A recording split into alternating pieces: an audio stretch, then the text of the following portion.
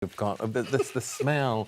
You're enticing us. You're captivating. You're seducing us, could I say? I am seducing you with these beautiful pork chops, and I'm so glad that I'm making this today because it really, just the smell reminds me so much of my mummy. Oh. It really does.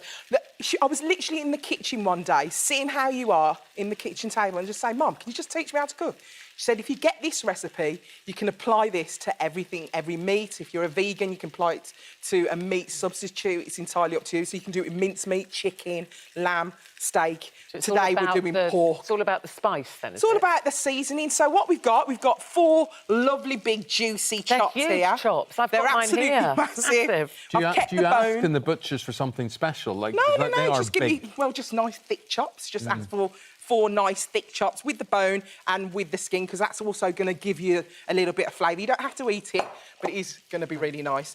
And then we've got 1 onion, we've got some pepper and some garlic. Just get that all chopped up. This is us seasoning and marinating our pork chops. Pop that in there like that.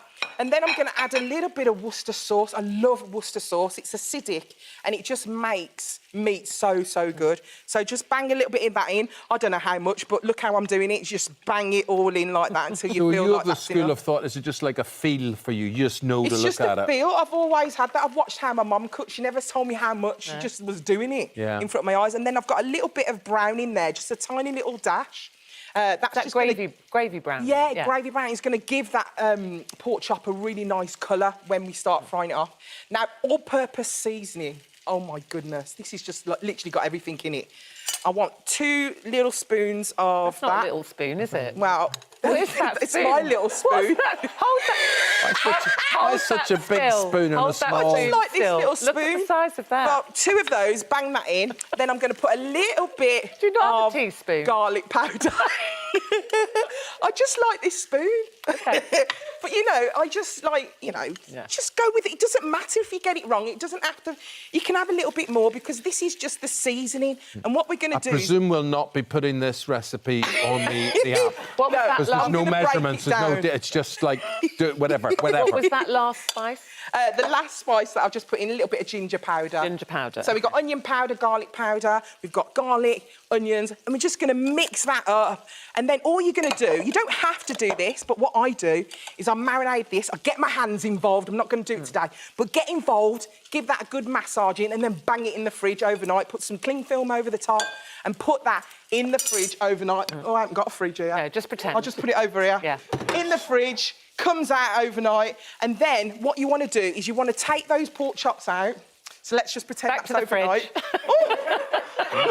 Just taking that out of the fridge. That bowl must be cold. All right, and then you take your pork chops, try and get rid of all that seasoning off, because we don't want to fry that because it will burn.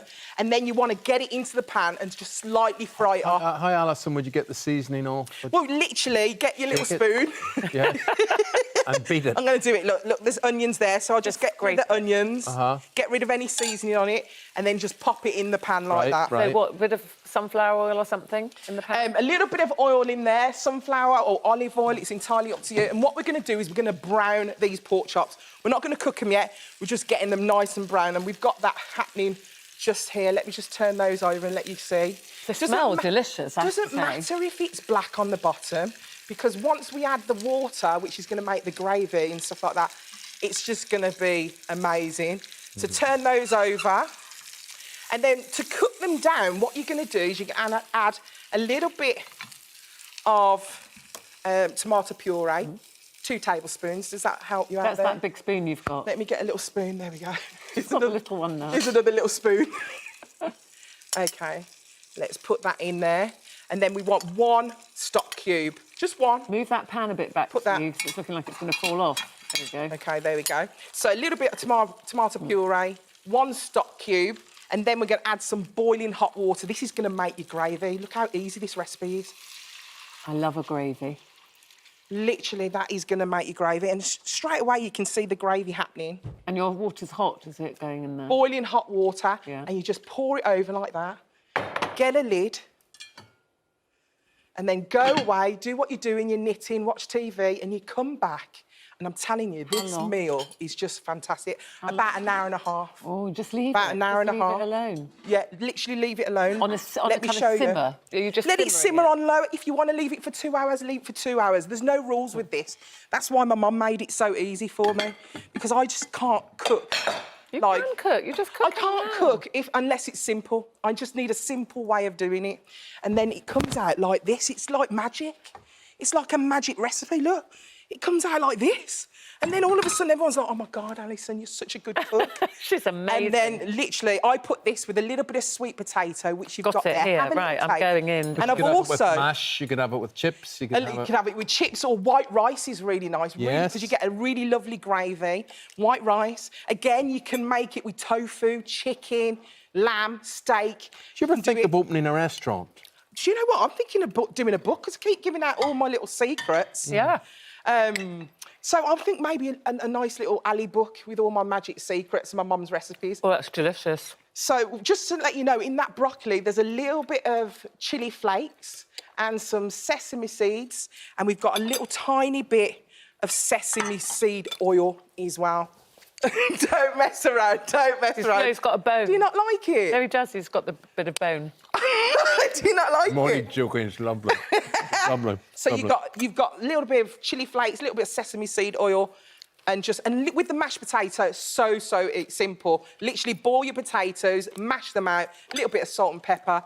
With this recipe, you really don't need any salt because there's a lot of salt Alison, in it. the thing you have to realise about my Ruth is that when it comes to dinner time, Yeah. this is where our elbows go. This is how. What do you think, guys? Seriously, tell me what you think. Well, lovely. Maria would be proud of you. Oh, It's tasty. Yeah. It's tasty, tender, gorgeous. It's very lovely. Just like you. thanks, Look, I babe. tell you what. Enjoy, everyone. And we will try and put it on the app and have a video or something like that.